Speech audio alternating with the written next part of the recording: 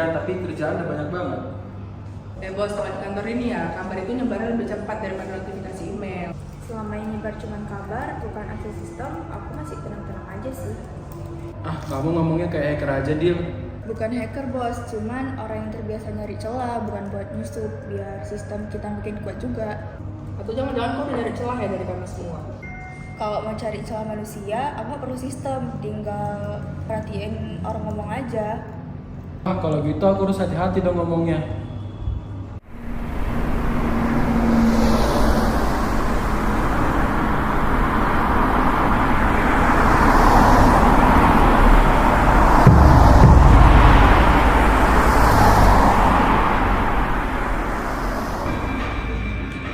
Email aneh ini masuk lagi.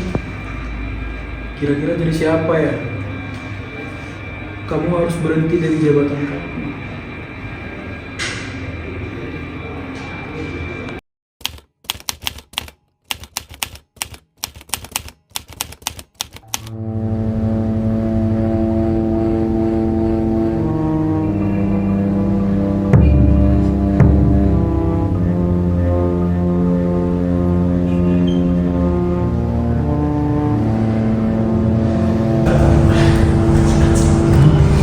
Email ini masuk lagi.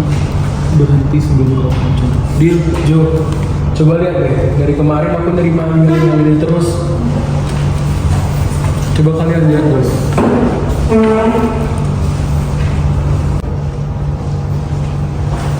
Coba kalian lihat dulu. Bos, ini alamat IP-nya dari jaringan kantor kita. Tapi bisa aja spoofing, belum tentu orang dalam.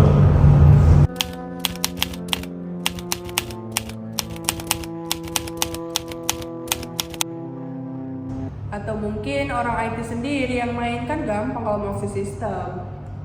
Kes, misalnya mau jahat, aku bisa dari dulu. Udahlah, nggak usah berantem di sini. Kita harus pikirin solusi, bukan berantem kayak gini.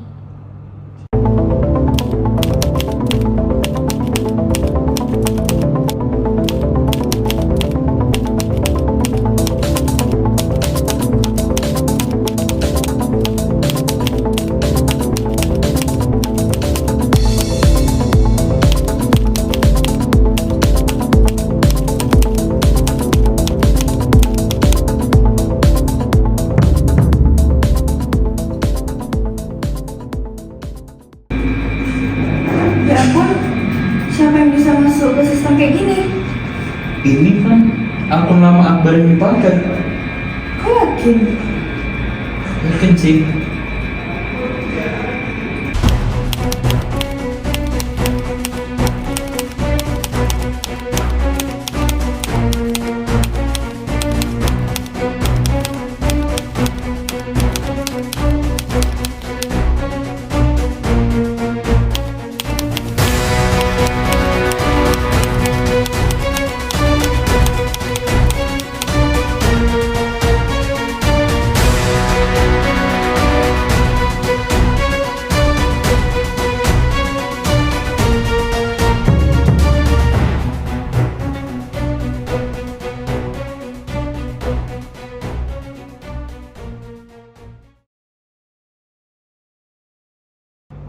Baru kali ini saya lihat kasus kayak gini di kantor kita.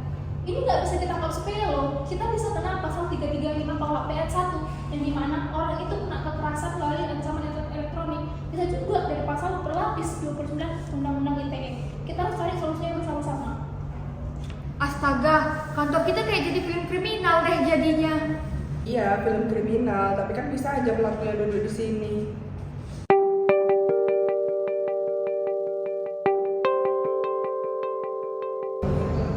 Kes, kau memang sengaja ya biar aku kelihatan salah di sini. Udah, stop semuanya. Kita nggak boleh sembarangan menuduh. Kita cari buktinya dulu.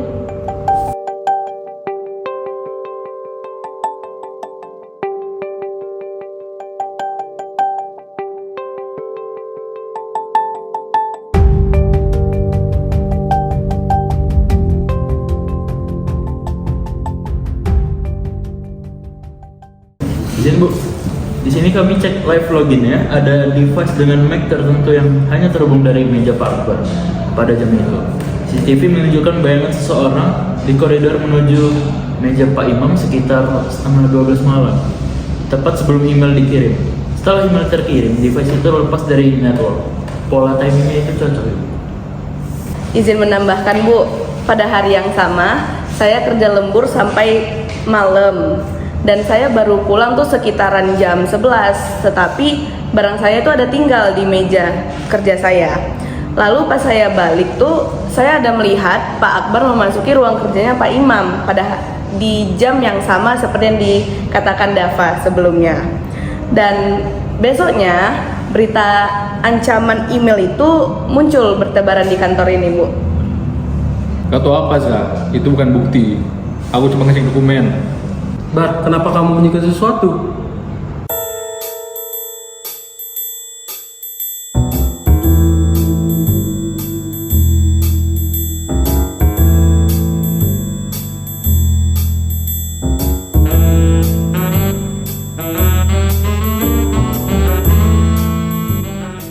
Kalian tahu apa? Aku bertahun-tahun di sini. Aku yang bangun sistem. Aku yang mutip malam. Tapi apa? Jabatan diambil begitu saja. Kau baru sebentar masuk kantor ini, langsung dapat polisi. Sementara aku dianggap bayangan di kantor ini, dilupakan.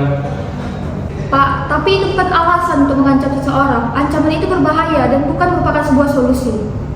Nah, jadi kita di sini bisa lihat ancaman email yang dikirim ke email kita ini terakhir itu pada pukul 23.47 waktu Indonesia Barat. Nah, setelah itu akunnya juga bolak-balik keluar masuk. Nah, ini kita lihat berasal dari IP kantor kita, berarti bukan dari orang random ini pelakunya. Coba kepada Nadila dijelaskan karena kamu bagian IT di kantor ini. Betul Bu, jadi Bu yang udah saya cari kemarin sama Dava, kami menemukan alamat IP-nya yang berasal dari komputer 5. Itu komputer 5-nya punya siapa? Komputer 5 ini yang dipakai Pak Imam juga Bu. Nanti kita bisa tarik bukti dari situ dulu ya. Benar Ibu. Oke. Terima kasih ya Nadila. Ya Bu. Bar, di sini kamu jelas sudah mengakui kesalahanmu. Ini sudah masuk ke dalam ranah pidana. Kita akan segera melaporkan ke kepolisian cyber karena di sini internal sudah terlibat. Kita lakukan penonaktifan akses sementara, dokumentasi bukti dan pendampingan bagi korban ancaman di kantor kita ini. Aku terima.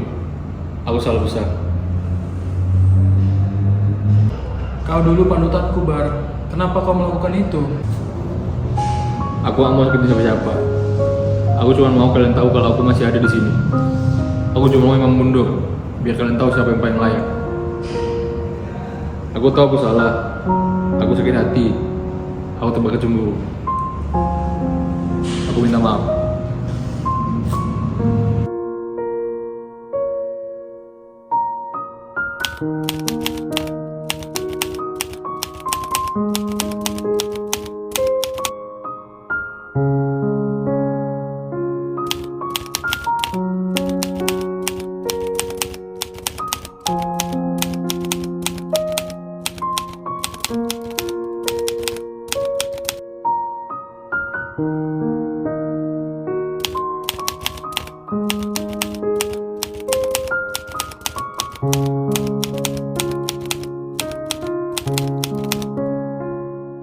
Di balik dinamika sebuah lingkungan kerja, selalu ada hal yang tak terlihat. Rasa iri, kecemburuan, dan konflik kecil yang dibiarkan tumbuh bisa berubah menjadi ancaman yang nyata.